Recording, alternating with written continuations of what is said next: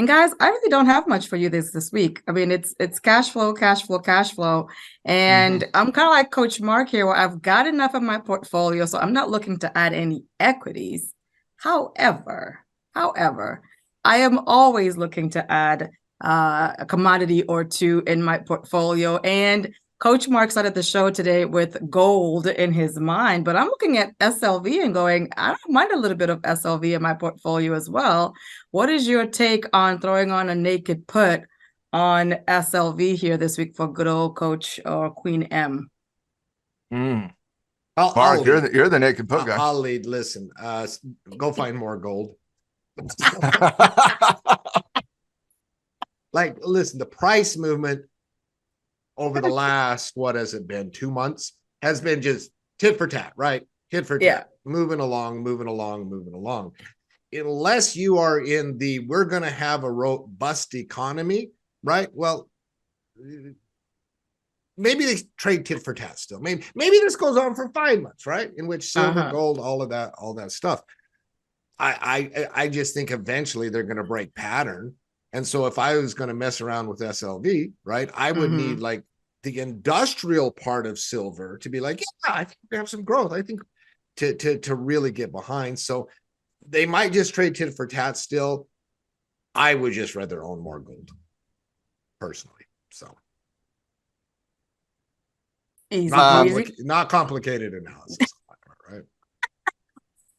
So Mark's answer was just buy more gold. Just buy more gold. Okay. The naked put is certainly something I feel you can do.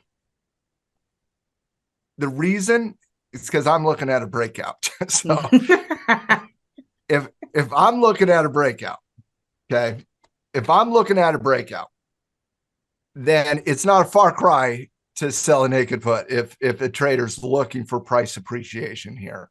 And so I do think you're going to get some volatility tomorrow, specifically on the dollar cross against the commodities. Gold, number one, but silver's trading really closely with gold, shockingly a little bit over the last week and a half or so. You've had the same foundation of support, fighting into overhead resistance, increase in support analysis, rinse and repeat what we talked about on gold earlier today. I look at this longer term here, and 24 just really stands out to me. It just stands out to me. A breakout of 24, I think we're going to get a fairly quick journey into 26, honestly. And so I'm looking at a breakout here. And whenever you're looking at a breakout, I do think it's 100% appropriate to sell a very conservative bullish strategy called the naked put on something like that. Now, there's not a lot of great silver stocks, right, that just deal in silver. And so you kind of find those stocks that maybe cross with gold and silver a little bit. But if you're looking at SLV specifically here, I would start the naked put conversation underneath 22.5. I would definitely want this support level at 22.5 working for me. On any naked put, I think that's the number one thing outside of identifying the instrument you want to sell a naked put on. I do think the number one thing is where you sell that naked put and identifying a support level that will fight for you, that will stop volatility, that'll stand up and say, no, not today, silver. That's not going to happen here today. That's not 23. That's not 23.5. That's 22.5 right here. It's an old resistance level tested. Look at this volatility here testing down. There's not a moving average there. What does it come into? It comes into the overhead over here. And so 22.5 is kind of that number. And so if you're looking at 22.5, you got a 22 contract. You can sell at 18 delta, bring in a little bit of cash flow. You got a 21.9 delta. You can bring in a little bit of cash flow, but you're not getting a lot of volatility on silver itself. And when I did the boomerang system, people may not understand this, but when I created the boomerang in 2018, the boomerang was based on a system called personal gold. Personal gold had 4 tradable instruments in it at first, and they were all commodity-backed ETFs. USO, SLV, Mhm. GLD, that eventually got switched to GDX. And then you had UNG as well before natural gas became the widowmaker, and I killed it out of the system. But silver got killed out of the system as well. And the reason silver got killed out of the system is because you couldn't get any cash flow for the naked put version of the covered call because volatility had just declined.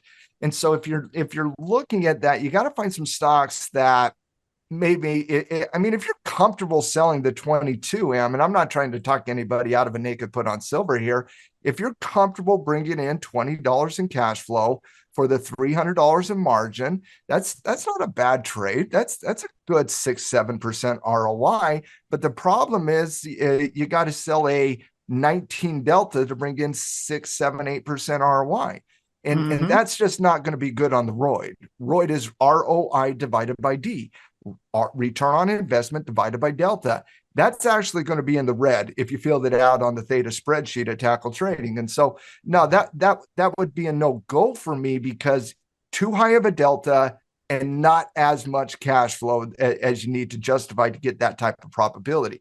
And so if you come over to, say, GDX, which is obviously the gold miner, I can sell the same 19 delta, bring in myself $35 in cash flow. That margin's 424. And so you can bring in a little bit more cash flow on GDX. Still an issue.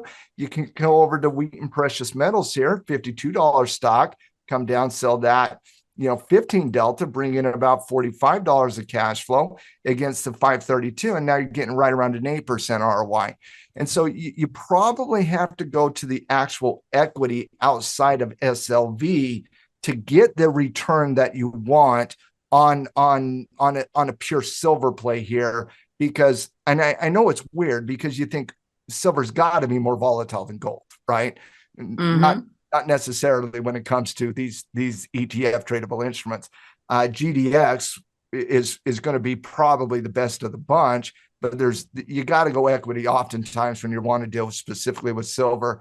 I would look at Wheaton Precious Metals here. If you're looking for that, your post earnings here on silver, Wheaton Precious Metals earnings report was a good earnings report.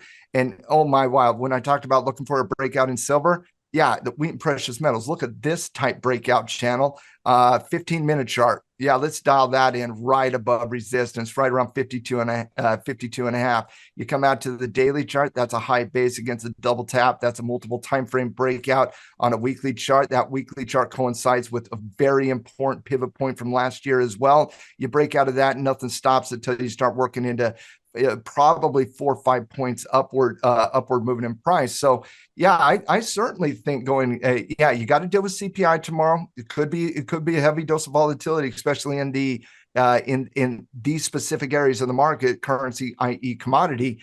But yeah, I certainly think you could do a naked put here on an area of the market that's one of the stronger areas of the market that has some pretty consistent technicals to it.